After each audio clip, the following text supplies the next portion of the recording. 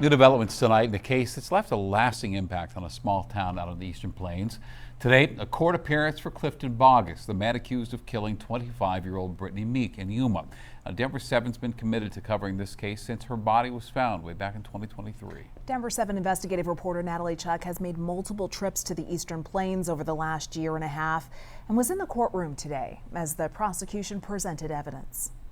We made the trip out to the Yuma County Courthouse because we wanted to be here and listen as the judge handed down this ruling. It was a small victory for the people who are looking for justice for the victim in this case, Britani Meek, the suspect heading to trial on all of the charges he is currently facing, and the district attorney here making it very clear that a plea deal is off the table. Clifton Clayton Bogus is accused of murdering 25-year-old Britani Meek and then burying her body out here in Yuma.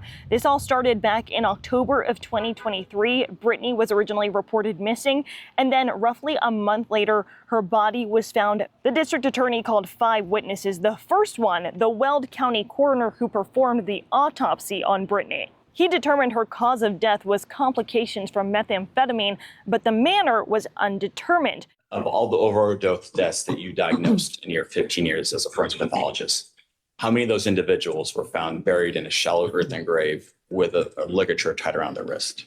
I would say 0. This is 1. Now, prosecutors are clearly trying to outline a motive for Bogus to have killed Britani. For the first time, investigators corroborated a theory that we have heard from sources over and over again, that Britani was having an affair with the man who Bogus was working for and the man who owns the property where her body was found. There were rumors around town that Britani was blackmailing this man who was married. One investigator with the DA's office even testified that one woman who Bogus was in a relationship with told investigators that that's why she believes Bogus did this. She said, it's my fault, that girl is probably dead, and that Britani was going to go to his wife. To Mr. Robertson's to wife. Mr. Robinson's wife to explain that they had been in this relationship. We're going to continue.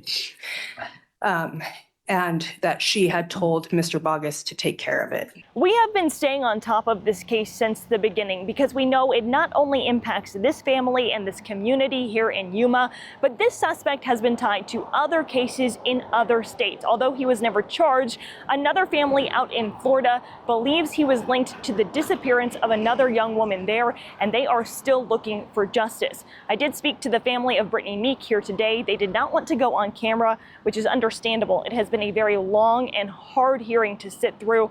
For our ongoing coverage of this case, just head to denver7.com and click on that Investigates tab. For Denver 7 Investigates, I'm Natalie Chuck.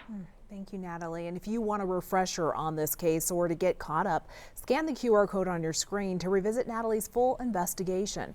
There you can read what we uncovered about the suspect's violent past and hear from the family as they push for justice and answers in this case.